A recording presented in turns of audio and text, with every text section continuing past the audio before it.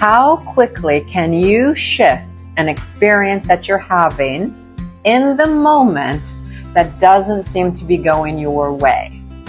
So here's the deal. If you're operating from a place that you believe that you are a mere mortal, that you believe you're a human being, you're probably having many experiences of lack, limitation, and where you're not feeling empowered to shift things. This does include triggers and reactive behavior. But if you're operating from the place of you are here as a god, a goddess, a powerful creator of all that is, you, my dear, can have any experience that you desire. You are an energetic being. You're having a human experience, and everything is energy, and you are energy, and it is your job to shift, to change, to create, and to master yourself and who you came here to be. And this does include your physical body, your mind, your emotions, your finances, and your life. So I just had an experience a couple days ago here in Los Angeles going to the comedy show that looked like it could have been a disaster. And I shifted it, and I want to share with you how I did that. But I want to let you know, I have been practicing and doing this for like 37, 40 years of my life, okay? And I have shifted and changed situations from, there's no table available for an hour. I have received the table that I actually declared I wanted for myself and my friends within 15 minutes.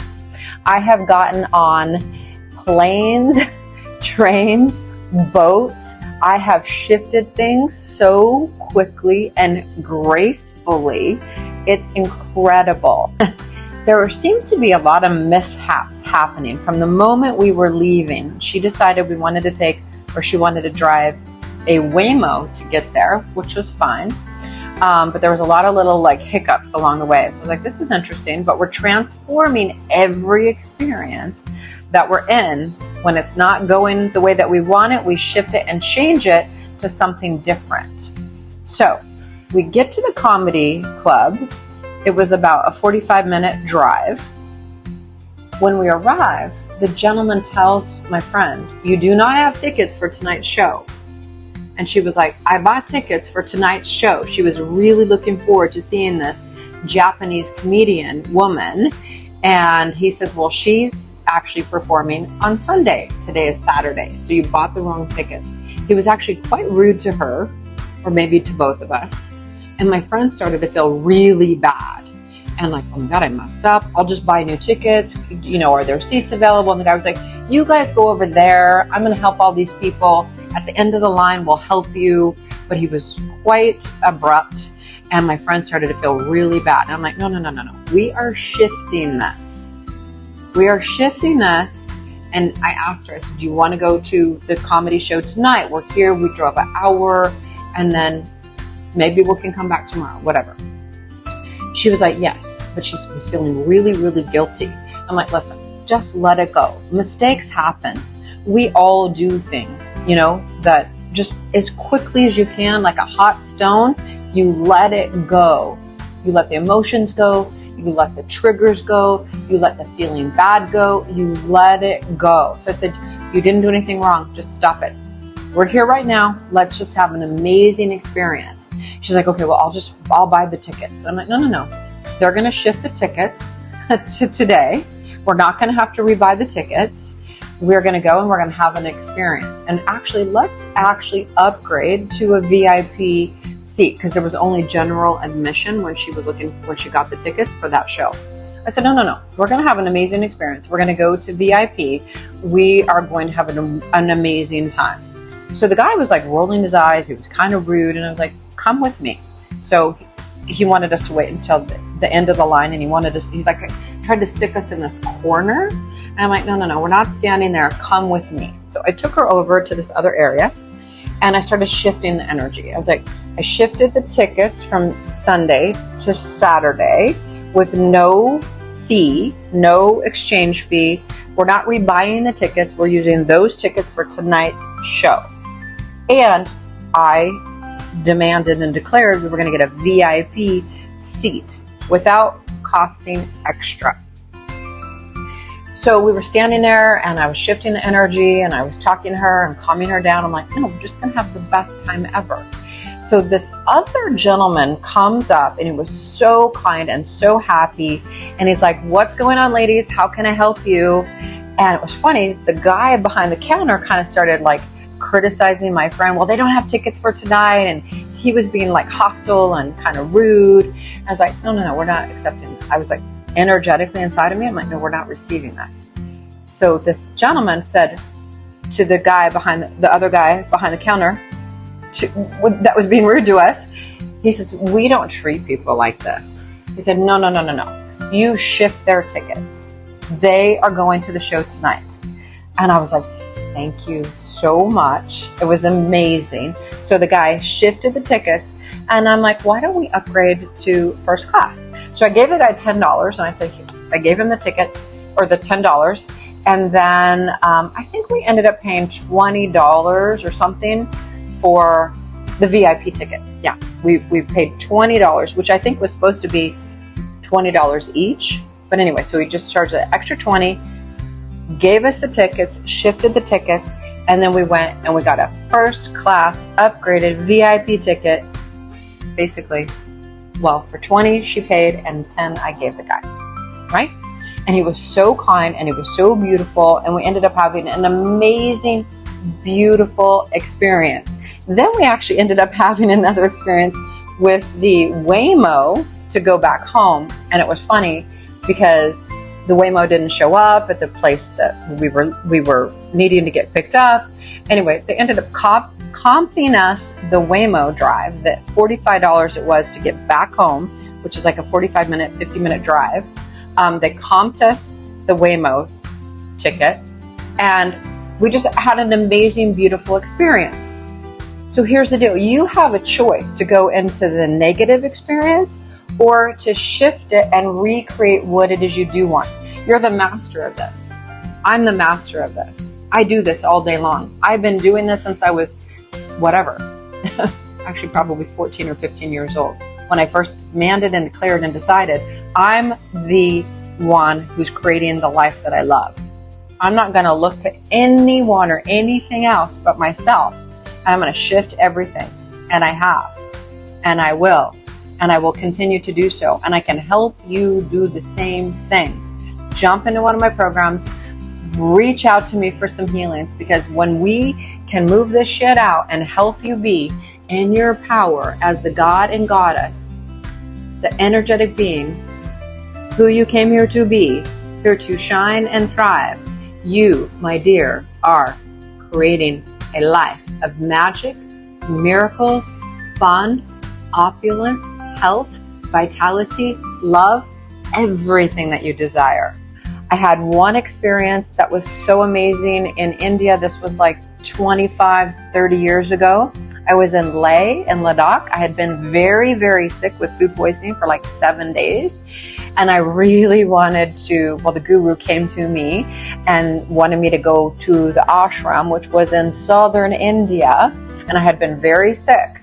And I kind of wanted to go see the Taj Mahal before I got all the way down to southern India. So this is fun. That was an incredible experience that I shifted, which I would love to tell you that story. But anyway, so they said that the flights were booked for 3 months. And I said, no. I'm getting on that flight like tomorrow. And I'm going to go to Delhi. And then I'm going to go to the Taj Mahal. And then I'm going to go down to southern India. And I'm going to sit with the guru. And I'm going to be there for 30 days. I didn't know how I wanted to go from my hotel room to get to the Taj Mahal to Agra. It was quite a drive. And I had a flight like the very next morning at 6 in the morning or something like that. Not like 6 in the morning. And I couldn't figure out the best way to go. Now, I'd been traveling in India for about 5 months, and I didn't really have any money, so I was traveling just traveling. I wasn't traveling first class. I was traveling with everyone else, and I was having a real experience being in India, and it was incredible. Game changer. Oh my God, it was so amazing. Talk about releasing walls and barriers and thinking that life is a certain way. It was an incredible training ground, and I decided I wanted to learn how to master myself. This includes my body, my mind, my emotions, my finances, my life. And when you do this, it will change your life. It's incredible. You have the power to do this when you're operating from you are an energetic being, almighty and so powerful, and you can shift and shift and shift and change and recreate and create anything you want when you're in this place. It's amazing. You're amazing. So I decided to do this like luxury bus to the Taj Mahal. And I think I had to like get up at 6 a.m. and they came and picked me up, and we're going, and it was like they were stopping at all these places, and they were having chai and this and that, or they'd stop and get somebody else along the way. And I was like, oh my God, this is going to take hours. And I didn't really want to spend hours on this bus. I wanted a first class experience. So I let go of this experience that I was having and the frustration of it and the fact that they were just sitting there and we were taking forever to get there. And I said, okay, the experience that I would like to have is this. I would like to get off this bus. I would like to travel by myself with someone wonderful and take me directly to the Taj Mahal and have an amazing lunch and an amazing experience. And then I would like to take the fast train back from Agra, back to Delhi, to my hotel room, have a decent night's sleep, and get up feeling refreshed and rejuvenated on my way back to the ashram to spend 30 days at the ashram meditating. All of a sudden the bus stops and a young boy gets on the bus, and he basically says, word for word, verbatim, would anybody like to go in my private rickshaw to the Taj Mahal? And for a moment, I was a little bit shocked. I was like, what is happening right here now? Normally, I'd be like, no, this is not. Why would I do that? I took a deep breath and I'm like, Johnna, that's exactly what you just asked for. So I raised my hand, I stood up, I got my stuff, and I went. He took me in his rickshaw. He took me to his uncle's restaurant. We had an amazing lunch. I bought a few pieces of jewelry, which was incredible. I had not bought anything while I had been traveling through India because I didn't have any money. Basically, I went to India with nothing. I had $3,000 basically left to my name. I had been sick for 6 months before I went to India, and I couldn't afford to live in the United States like one more day. Or 1 more month, I should say. So I bought a ticket to India, and I thought, okay, I'm going to go and see the guru that one of my yoga teachers have been telling me about for years, even though I didn't really believe, I didn't really have faith. I didn't believe in anything at that particular time. But I was literally going to be homeless. So I decided to go to India to sit with this guru. And when I got there, actually, let me back up a little bit. When I got there and I went to the ashram and I saw the guru, I was like, this is not for me. I didn't like it. Like this, everybody prostrating and bowing and asking this guy for permission. I was like, I didn't understand this at all. So I ended up going on this beautiful journey for 5.5 months or 5 months through India, from southern India. I mean, I went to Varanasi. I went to Buddha's birthplace. I went to Rishikesh. I went to the Ganges. Anyway, it was an incredible experience. Really makes you, just changes everything inside. Like the walls, the barriers, the limitations just kept releasing from me. And I go and I'm walking around the Taj Mahal and I'm just admiring it and feeling its beauty and its energy. It was incredible. And this young man was waiting for me the whole time. He was delightful. And all of a sudden, all the buses started showing up with hundreds of people. And I just looked out and I was like, oh my gosh, I was so grateful that I had this beautiful Zen experience being at the Taj Mahal. It was so incredible. And then it started to rain. And I was like, oh my God, I am so blessed right now. So this young man then takes me to the train station. I do not have a ticket to get on a train from Agra back to Delhi. And I looked over at the train, and I mean, it was stopped there at the train station. And it was just mobbed with people. And it became very muggy and hot. So the rain just came for a little bit and then it stopped. And then all of a sudden it was just like super hot and super muggy. And I don't know if I was wearing a sari, but mostly I wore saris all the time that I traveled in India because I love saris. I think they're incredible, beautiful, divine feminine goddess. Oh my gosh, so incredible. But no, I wasn't. I was wearing just like baggy pants and like a t-shirt and a shawl. Yeah. But anyway, I looked over at the train and I was like, oh my God, I cannot have one more of those experiences. I would really like to travel first class. I would really love to be in the air conditioning. So I went to the counter. I asked if there were any tickets, and she said no, there were not any tickets. And I was like, okay. And I just kept holding the vision of what I wanted. I shouldn't say need, don't say need, don't use the word need. Need is a repellent, So I was just like, I'd really love to be in the air conditioner. I would really love to take that first class bullet train back as quickly as possible. And then all of a sudden, a very distinguished, beautiful gentleman came up to me and he asked me what was happening. And I said, well, I was trying to get on the train. I really wanted to travel first class. He said, come with me. He took me to the first class area. I did not really understand this at the time, but he gave me his seat. I'll like cry. And he stood up at the back of the first class area and watched over me. And when the train conductor came by to get everybody's tickets, he had a conversation with the man. And I got to sit there and have the most beautiful experience going first class back to Delhi. And I have since recreated so many experiences like this over and over again.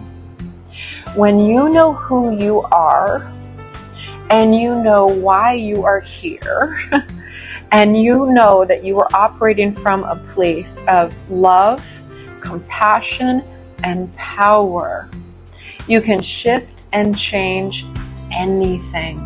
And this includes your body, your health. I was bedridden from the time I was 11 years old until 18 years old, until I decided to take matters into my own hands and transform my physical body from being very weak and sickly to strong and happy and healthy and have endurance. Oh my goodness, I couldn't even do it like a push-up on your knees, a girl push-up. I would be shaking. I had asthma so bad I couldn't run across the street. I can run up mountains, and I have. I'm 57 and I am fit and strong and flexible and no pain in the body. We are not supposed to have pain in the body. We do not need to have pain in the body. We can transform this when you know what is causing the pain. And believe me, this has been my mission to help my own self, and now I help other people transform pain, lack, limitation, emotions, grief, sadness, issues with finances, issues with love, issues in your relationships, and help you connect to your soul, which is your beauty, your power. You are an energetic being having a human experience, and you are a god or a goddess. And you are here to master yourself and your life and create with love and power beautiful experiences. And we're also here in a physical body.